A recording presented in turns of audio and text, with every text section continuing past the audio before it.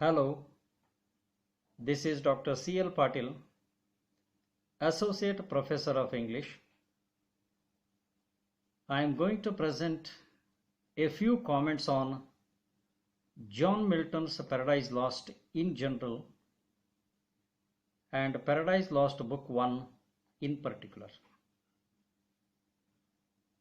Milton begins Paradise Lost in the traditional epic manner with a prologue invoking the muse Urania, the muse of astronomy.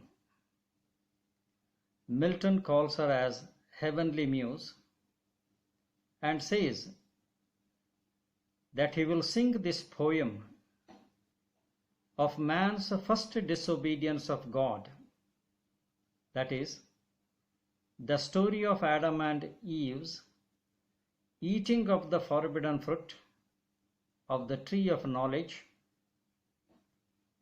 as told in Genesis, the first book of the Bible, and their fall from grace. As the prologue continues, it becomes apparent that this muse is more than just the classical Urania, but also a Christian muse, the Holy Spirit who resides on Mount Sinai. The muse he calls upon is the same one who inspired Moses to write part of the Bible. In these first lines, Milton thus draws on the classical epic illustrated by Homer and Virgil and the Christian tradition personified in the Bible, as well as Dante's Divine Comedy and Edmund Spenser's The Faerie Queene. Milton further emphasizes in the prologue that his theme will be man's disobedience to God, involving not only Adam and Eve's disobedience, but all mankind from first to last. Besides, his intention was, as he mentions in Book 1 of Paradise Lost, 24th line, to justify the ways of God to man, which he means that he will exhibit that God's action in regard to man are just. Following the invocation and prologue, Milton continues in the epic style by beginning in the middle of things. Satan is first seen lying in the pit of hell, that a great religious epic like Paradise Lost focuses on Satan, presents him first, and in many ways makes him the hero of the poem, is certainly amazing and something of a risk on Milton's part. By focusing on Satan, Milton sets him up as the possible protagonist of the book.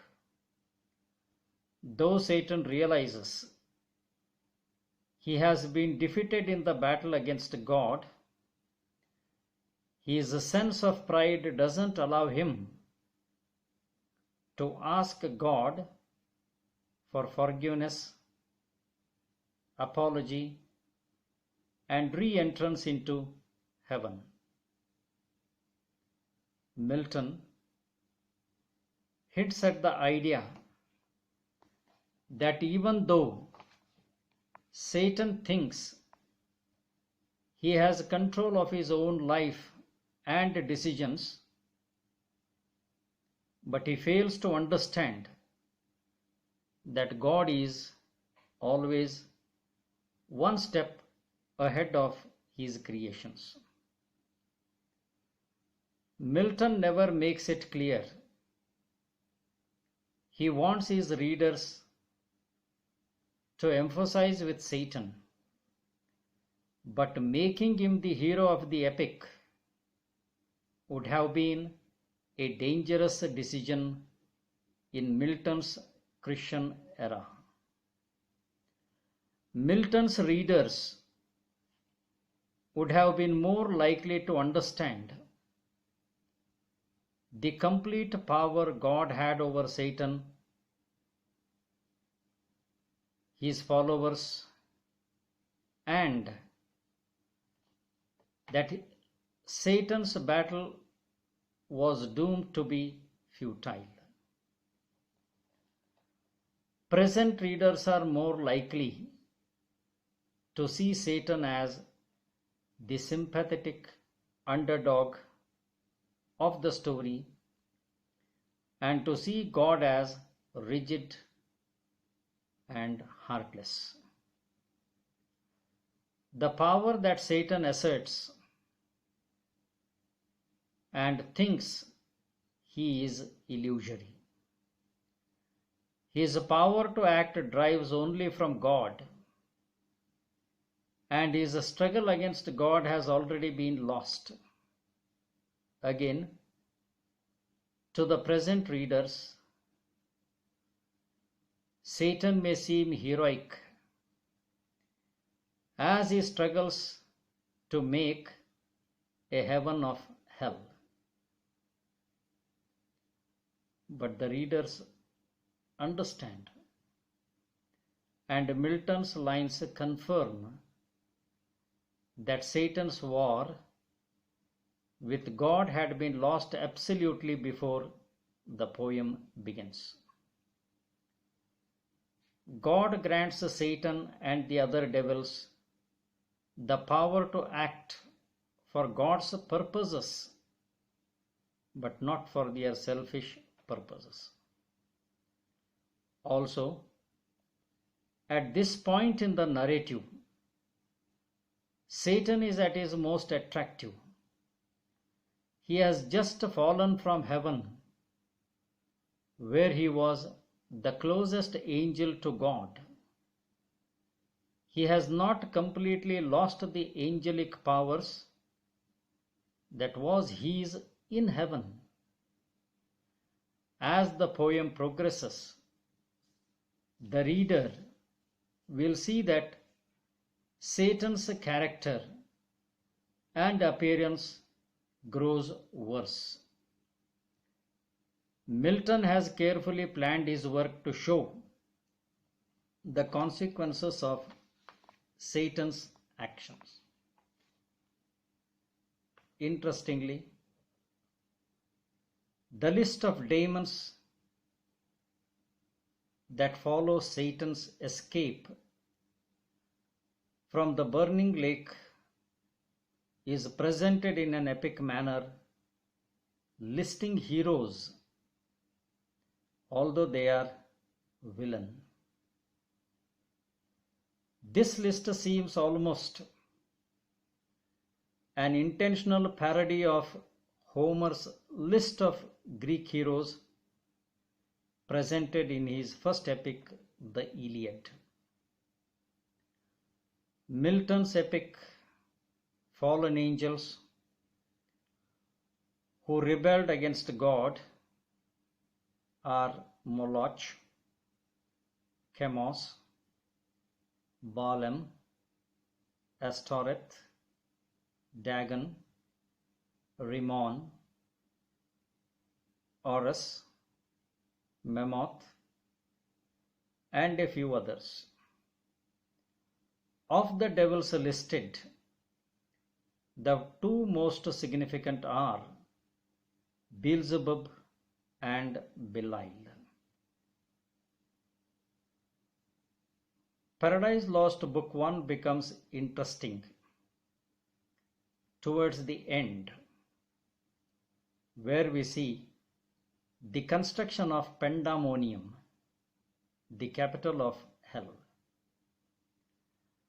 Certain humorous accidental pass through this section of Book 1, in which a sense of civic pride seems to overcome the devils, and they act on the idea that hell is bad, but with a few improvements we can make it lots better, even attractive. At one point of the poem, Satan says, "It is better to reign in hell than to serve in heaven." In both Mammon and the hellish architect, Mulciber, attitude of the mayor, whose small town has been bypassed by the interstate, comes out. They both seem to think that with improvements, hell may be nice enough that others may want to reside, relocate. Milton's real purpose here is to establish hell's capital, Pandamonium, a word which Milton himself coined. Thus, the capital of the hell is literally the palace and the place of all demons. But today, the word came to mean any place of wild disorder, confusion, chaos, and noise. This idea is subtly emphasized with Milton's choice of Mulciber as the architect. Mulciber is another name for Hephaestus, the Greek god of the forge, who was tossed from Olympus by drunken youths. Mulciber is so a figure of some mock and not the most possible architect to build a lasting monument. Another important aspect of the construction of Pandamonium is worth consideration. Mammon and other devils find mineral resources, including gemstones, in their search for building materials. This discovery of resource suggests that hell, Milton has imagined, is a multifaceted place. In the first scene, as Satan and his followers lie chained on the burning lake, hell seems totally a place of fiery torture and ugliness. The construction of Pandamonium shows geographic features such as plain, hill, mineral resources, and even the possibility for beauty seem to exist in hell. In all, we can say Milton depicts a hell that has more than one essence. If one reads all the 12 books of Paradise Lost, one can know the different aspects and essence of hell that Milton mentions.